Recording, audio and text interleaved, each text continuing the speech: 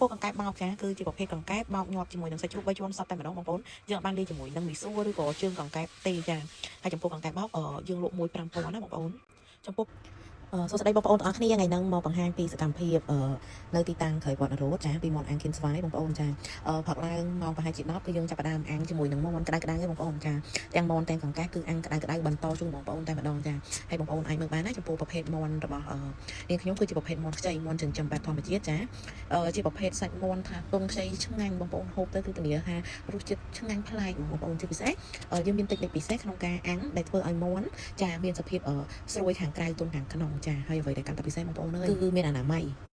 ចាហើយចំពោះទីតាំងផ្ទាល់តែម្ដងរាល់ថ្ងៃនេះគឺមានលក់ដូចជាប្រភេទផ្លូវមាន់ចាផ្លូវជាប់ជើងមាន់ចាចំណែកឯស្លាបគឺជាប់ធុងណាបងប្អូនចាអញ្ចឹងក្នុងតម្លៃគឺថាសមរម្យបងប្អូនអរគ្នាទទួលយកបាន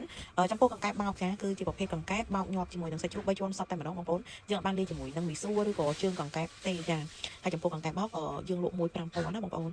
ចំពោះផ្លូវមាន់និងស្លាបមាន់គឺតម្លៃដូចគ្នាបងប្អូនក្នុងមួយដុំតម្លៃ7000រៀលចាហើយសម្រាប់ក្តាមជ្រក់ពីទីតាំងរបស់នេះខ្ញុំហ្មងក៏ធានារសជាតិពិសេសដែរបងប្អូនណាក្នុងមួយប្រអប់តម្លៃត្រឹមតែ8000ទេបងប្អូន8000នេះបើបងប្អូនឃើញសកម្មភាពពីក្រុមការងារខ្ញុំធ្វើគឺបងប្អូនពិតជាលន់មាត់ថាអូមិនសមតម្លៃ8000ទេបងប្អូនចាដោយសារការរៀបចំរបស់យើងគឺថាធ្វើបែបស្តង់ដារចាហើយម្យ៉ាងអ្វីដែលសំខាន់គឺដុសលាងសម្អាតកាត់សកលចេញមកស្អាតទេបងប្អូនទៅដល់គឺបងប្អូនហូបតែម្ដងចាហើយក៏មិនភ្លេចដែរជាមួយនឹងអំបិលបុកខ្ចីចារូបមន្តពិសេសប្រចាំហាងតែម្ដងហើយនៅបញ្ជាក់ជូនបងប្អូនតែចំពោះពាក់ព័ន្ធប្រភេទមាន់ទាំងមាន់ទាំងកង្កែបគឺយើងអត់ប្រើលក្ខទេចាគឺយើងប្រើជា